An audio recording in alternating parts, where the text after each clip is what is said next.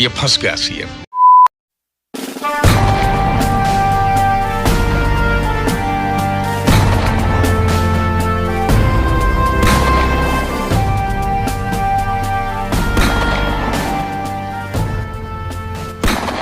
तो चलिए शुरू करते हैं। Hello friends, welcome to Screen Guru. In today's session, we'll be discussing National Income Accounting Chapter 1 continuation. So in previous lecture, we learned till expenditure method of GDP calculation. So in today's lecture, we'll be seeing the product method and income method. So product method or value added method and income method in particular is not a very important topic, but still you have to have an understanding of these terms or the identities used in this topic, because in economics the kind of questions that they ask for your competitive examinations will be relating to these definitions or terminologies. They would want you to compare these things and have an idea about these things. So without wasting any time, let us start the product or value added method. So it defines GDP as the sum total of the gross value added of all the firms in the economy, wherein the value added is the net contribution made by the firm. Okay, so in the previous lecture I have defined in proper like what a value added is or how can you calculate value added. So in this method there is one more important term called the inventories. So what is an inventory? So inventory is the stock of unsold finished goods or semi-finished goods or raw material that a company or a firm has with itself. So that is what we call an inventory. So here we have to calculate the change in inventory, which can be calculated by subtracting the sale of firm during a year from the production of the firm during that year. So if you get the change of inventory, you can calculate the gross value added. So here gross value added will be gross value of goods and services produced by the firm minus value of change in inventories. Okay. So one more identity that is important here is the net value added, which is NVA equals gross minus depreciation. So you have to make it a point, like net value added will always be equal to gross value added minus depreciation. So depreciation is the compensation that we allow, or the deletion of the capital cost that actually happens during an year, which compensates for the wear and tear that occurred to the capital goods. Okay, so let us go with income method. So what exactly is income method? So in the previous lecture we discussed circular flow of income, wherein we said that the firms will be taking factor services from the household and in turn will be paying the factor payment to household. Okay, so the factor payment in other words is called income to the household. So what are the different kind of income that a household gets? So when you're sending your men or your people in your family to a firm to work, they'll be giving them wages. Okay. And say for example that you have done some investment in the firm for which you will be getting interest. And say you will also be getting profit. And if you are a landowner, then you will be giving your land to the company for setting up their plant. So you will be getting the rent for the land also. So these are the four income that a household receives from a firm. So according to which we can calculate the GDP. So GDP will be equal to wages plus profit plus interest plus rents in income method. So you must be wondering, like we went through like three different methods, how can they all be similar? So you have to remember one thing, like it's a hypothetical cycle or a hypothetical, you know, circular flow of income, wherein we have to imagine one thing. So whatever goods or service the firm makes will be bought by the household. That is goods and services being given to the household. So how do they get the money for that thing? They get the money in terms of factor payment or income that the firm provides to the household. So that money they'll be spending back to the firm again to buy the goods and services. So it's like a cycle. So we have to assume one thing, like income will be always equal to the goods and services produced, which will be equal to the expenditure of the household. So all these three things will be equal in our case. Okay, this is an ideal economy. So to make an economy simpler, we are using this model here. So let us move ahead. Let us discuss the macroeconomic identities in detail. So these will be important for examination point of view. So first it's national gross production or GNP, which is GDP plus net factor income plus from abroad. So what is it? So whatever GDP or production that happens within the territory of India is called GDP. So that doesn't take into account the remittance or the factor payment that goes out of the country. So GNP is the value of production that is done by Indians alone, irrespective of territory. Say for example, your relatives are there in the Gulf country, they are working there and they are sending the money to India. So that doesn't add up to the GDP of that foreign country, but in turn that adds to the GNP of India. Okay, likewise, say an example, a company, Hyundai, is doing production in India, but they'll be taking their profit back to their mother country. So, which also will be subtracted. So, that is net factor income from abroad. So, when you account that into GDP, we'll get the gross national product. So, if a question comes where they are asking you for like what is the value of production that is done by Indians alone, is it GDP or GNP? Your answer has to be GNP. Okay. So again NNP is like GNP minus depreciation. So net will be always gross minus depreciation. Keep that in mind.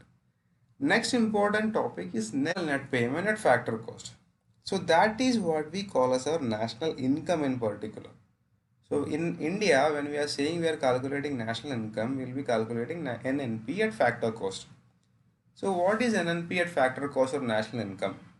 So NNP at factor cost will be NNP at market price minus indirect taxes plus subsidy. So how can you define this thing? Here NNP at factor cost is what we call as national income. All these identities like NNP, GDP, GNP, they all give measure of national income. How we use it contextually depends. Like the kind of data that we get in our newspaper will be called as headline GDP. So at first in the year 2000, before 2017, headline GDP was to be calculated by calculating GDP at factor cost. So that time base year was considered to be 2004 to 2005. Now base year is considered to be 2011 and 12, and now we are calculating GDP on the base of market price. I'll tell you why we are doing it now. Because if you see the example like equation, the second one, that is GDP at basic price is equal to GDP at factor cost plus production tax minus production subsidies. So before the year 2017, when the base year was 2004-5, we used to calculate GDP on the basis of this equation, wherein we have to calculate the factor cost. So what it actually did was like it gave more importance to the production side, that is the firms or the companies that are making profit, wherein the customer side was neglected. That is why in the year 2017 it was changed and the base year was also subsequently changed, and we adopted this new equation for GDP, that is GDP at market price equal to GDP at basic price plus product tax minus product subsidies. So here they are talking about the product and not the production. So the consumer side is giving more attention here. So this is what is actually happening in the country at the moment, wherein we are calculating the headline GDP on the basis of the market price of GDP. Okay, now let us talk about the next identity, that is a personal income. So personal income is national income minus undistributed profit minus net interest paid by households minus corporate tax plus transfer payment to households by the government. So what is personal income? So imagine like personal income of the country as a whole. Okay, so how can you get this personal income? So when you say personal income, you know like it's the kind of money that you get in your hand which you can spend, right? So when a production is happening, revenue will be generated. So of that revenue, how much money do you get in hand? Okay, that is called personal income. Okay, so what is personal income? So national income minus undistributed profit. So the undistributed profit is the profit which a firm or a company keeps for expanding their business or capital maybe for the next year. So that profit company will not divide among the employees. So that money company keeps with itself minus net interest paid by households. So for example, if household has taken some loan from the government or from the company, then they have to give interest payment to the company or to the government, that has to be subtracted. Then minus corporate tax. corporate has to give tax to the government. So that also you have to give from the production revenue plus transfer payment to household. So what is transfer payment? Transfer payment are payment that are made by the government to the household, like not like income. It is like the pensions or the scholarship that you gain, the things that are outside the production line is called transfer payment, which the government gives to the people. So that is personal income, and in personal income you cannot spend the entire amount of personal income, right? So there will be a part of personal income which you can spend, that is called the personal disposable income. And how to calculate that thing? Personal disposable income is equal to personal income minus personal tax payment, like your income tax payment and everything which you have to pay, minus non-tax payment, which can be a fine or something that you have to give to the government or to anyone. So though only after giving away those things, the kind of money that you have at your hand is called the personal disposable income. Now that we have learned personal disposable income, it is up to our discretion whether we want to save the income or to spend it or consume it. So that's that the liberty for that resides within the citizens of the country. And let us move ahead and see the national disposable income, which gives us an idea about the maximum amount of goods and services the domestic economy has at its disposal. No, it's a hypothetical situation also. So it gives an ideal condition wherein we are assuming that the economy has a maximum amount of goods and service it has produced, and it can dispose that maximum amount of goods and service. So what is national disposable income? It is the maximum or the total amount of income that the citizens or the residents of the country can dispose. Okay, how do you calculate that thing? National disposable income is equal to NNP, net national production at market price, plus other transfer from the rest of the world. And why are we using market price? Because market price has both transfer payments and other incomes. Okay, so other than transfer incomes, the non-transfer incomes are also included in market price. So that is why we are using NNP at market price, because income is not just something that comes from transfer alone. You can get income like other transfer payments, like how I said pension is also a source of income, so that also has to be accounted here. And other transfer from the rest of the country means same income that comes from outside the country minus income that we are giving to the other country. Not income, actually it is grant in aids and gift, like you will be seeing these terms often in news, like what the other country gives us and what we give to the other country. Okay, then comes private income. So private income calculates the wealth of the, sorry, not the wealth, the income of the private sector alone.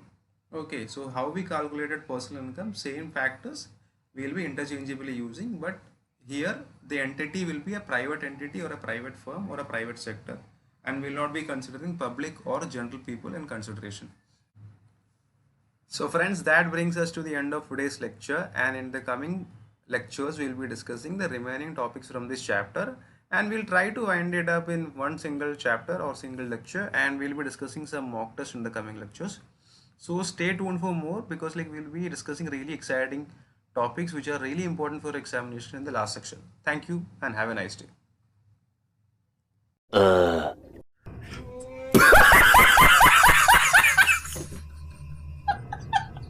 So please subscribe, whatever.